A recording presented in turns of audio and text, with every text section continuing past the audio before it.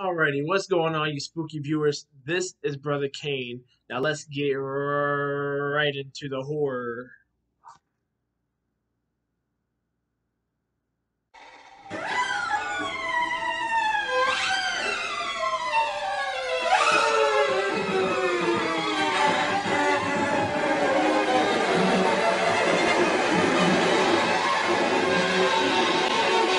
Vlad and his younger brother received instruction in science, philosophy, and the arts while living under the Ottomans. Vlad also honed his writing and fighting skills, but according to some versions he may have also been detained and subjected to torture for a portion of the time during which he would have seen the opponents of the Ottomans being impaled. The rest of Vlad's family, however, fared considerably worse. His father was murdered in the wetlands near Valteni, Wallachia in 1447 after being overthrown as the warlord of Wallachia by local warlords. Marcia, Vlad's older brother, suffered torture, was blinded, and was buried alive.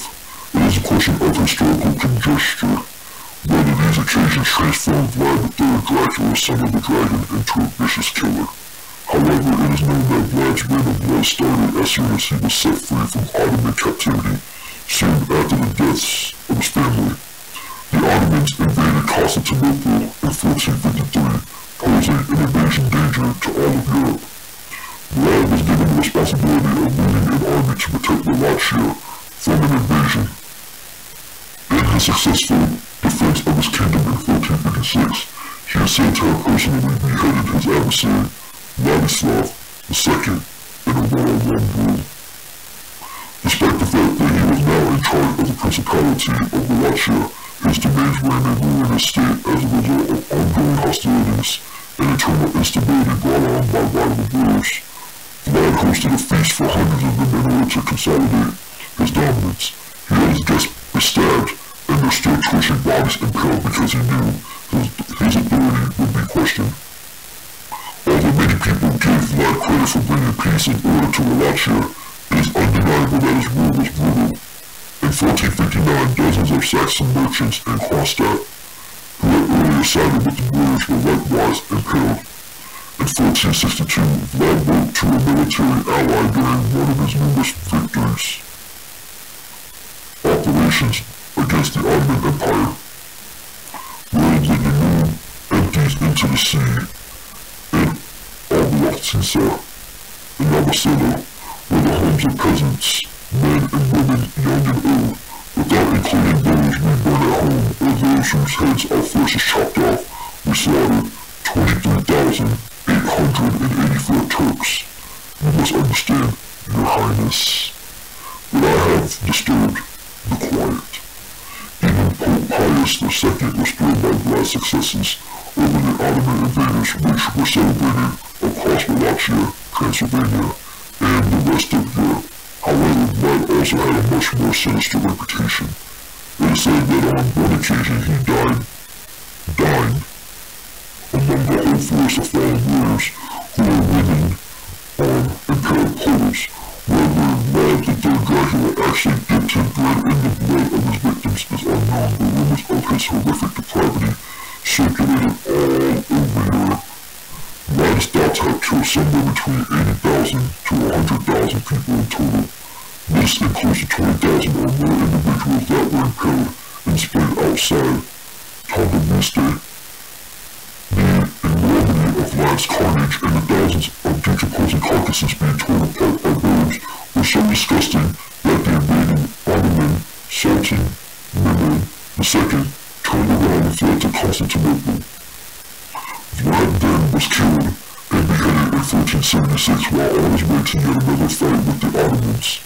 According to most accounts, Mehmed II in Constantinople received Vlad's head as a prize to be displayed above the city's gates.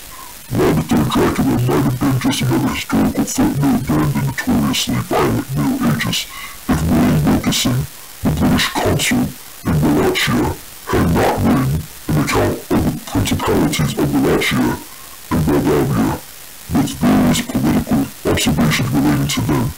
In 1820, Wilkinson dives deeply into local history, bringing up the legendary warlord Vlad Tempest.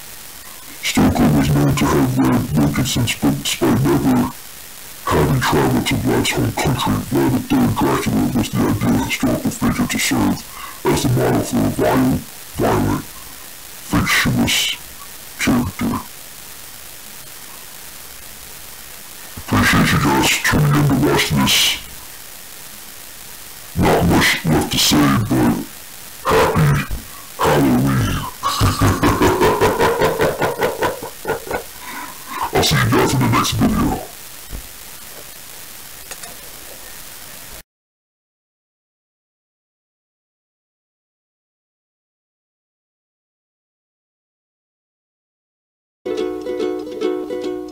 Tiptoe through the window, by the window, that is where I'll be. Come tiptoe through the tulips with me. Oh, tiptoe from the garden, by the garden of the willow tree, and tiptoe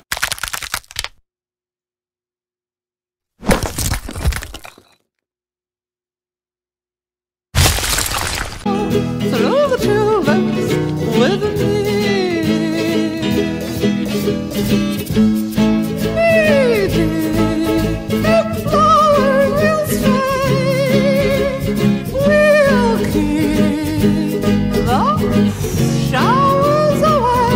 And if I kiss you in the garden, in the moonlight, will you pardon me and tiptoe through the tulips with me?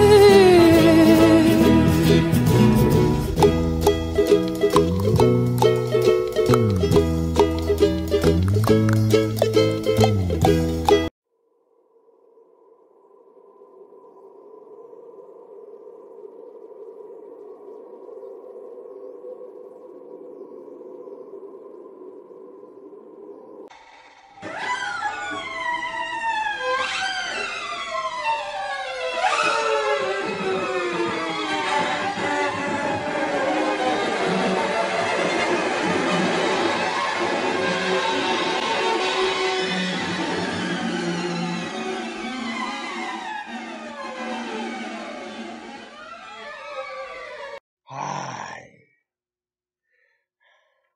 The Nighty Night Clown has returned.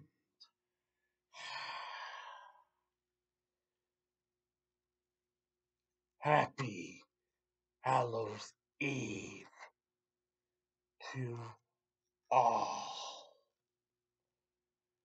Now I just have one question, because tonight is going to be the spookiest night on Hallows Eve.